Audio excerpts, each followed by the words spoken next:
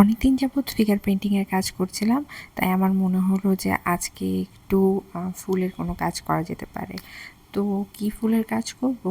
তো এই ভেবে পিন্টারেস্টে যখন ঢুকলাম তখন আমার কাছে একটি কৃষ্ণচূড়া ফুলের ছবি আসলো।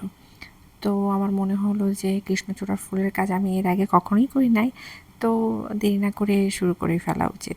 আর এই যে ব্যাকগ্রাউন্ডটি দেখছেন, এই ব্যাকগ্রাউন্ডটি আমি আগে করেছিলাম, তাই সেই ব্যাকগ্রাউন্ডের উপরেই আমি কৃষ্ণচূড়ার এই কাজটি করছি। যেহেতু কৃষ্ণচূড়ার ফুল কিছুটা কমলা রঙের রয়েছে আর পাতা সবুজ রঙের রয়েছে, তো আমার কাছে মনে হলো যে এই ব্যাকগ্রাউন্ডটি আমার এই ফুলের সাথে পারফেক্ট যাবে। তো আমি দেরি না করে এই ব্যাকগ্রাউন্ডের উপর কাজ শুরু করে নিয়েছি। তো ব্যাকগ্রাউন্ডের ভিডিও আমার যেহেতু করা হয় নাই, আমি কখনোই দেখা যায় যে ড্রয়ের কাজ ভিডিও করি না। তো এটাও সেম, আমি ড্র করে নিয়েছি, তারপর আমি পেন্টিং শুরু করছি। হ্যালো এভরিওয়ান, আমি ঋতু। কালার প্যালেট পেজে আপনাদের সবাইকে স্বাগতম। চলুন তাহলে এবার পেন্টিংটি শুরু করে ফেলি। এখানে আমি ব্যাকগ্রাউন্ডে একটু ডার্ক সবুজ রেখেছি, তারপর টিয়া রেখেছি, তারপর কমলা রং রেখেছি। আর এখানে আমি কৃষ্ণচূড়ার একটি পেন্টিং করছি।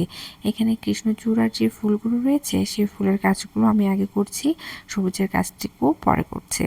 তো ফুলে আমি প্রথমে কমলা রং ব্যবহার করেছি, তারপর কমলা রঙের সাথে লাল রং মিক্সড করে কৃষ্ণচূড়ার যে কালারটুকু রয়েছে সেই কালারটুকু নিয়ে এসেছি। দেন আমি আস্তে আস্তে প্রত্যেকটি কৃষ্ণচূড়া ফুলের কাজ করছি। এখানে আমি দুটি ফুল সুন্দরভাবে ফুটে রয়েছে সেটি বুঝিয়েছি, আর একটু ফুল অল্প একটু অংশ মানে ফুটছে এরকম বোঝা যাচ্ছে, সেরকমভাবে কাজটুকু করে নিয়েছি।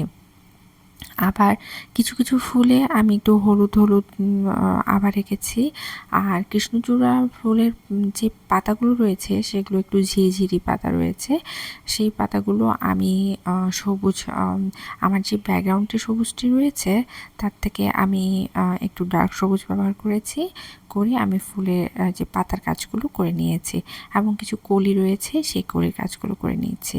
কৃষ্ণচূড়া ফুলে একটি খেয়াল করে দেখলে বুঝতে পারবেন যে কৃষ্ণচূড়া ফুলে পাপড়িগুলোতে খুব সুন্দর ডিজাইনের মতন থাকে, কিছু সাদা, হলুদ, তারপর কমলা রঙের।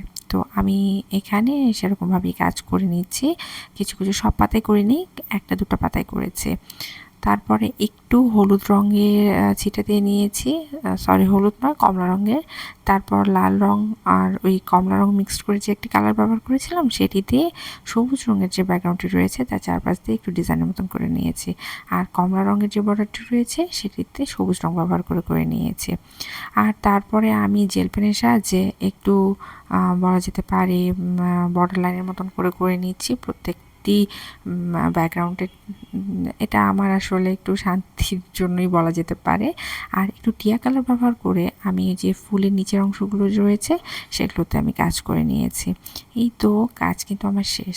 ভিডিওটি যদি আপনাদের ভালো লেগে থাকে লাইক কমেন্ট শেয়ার করতে ভুলবেন না। ধন্যবাদ।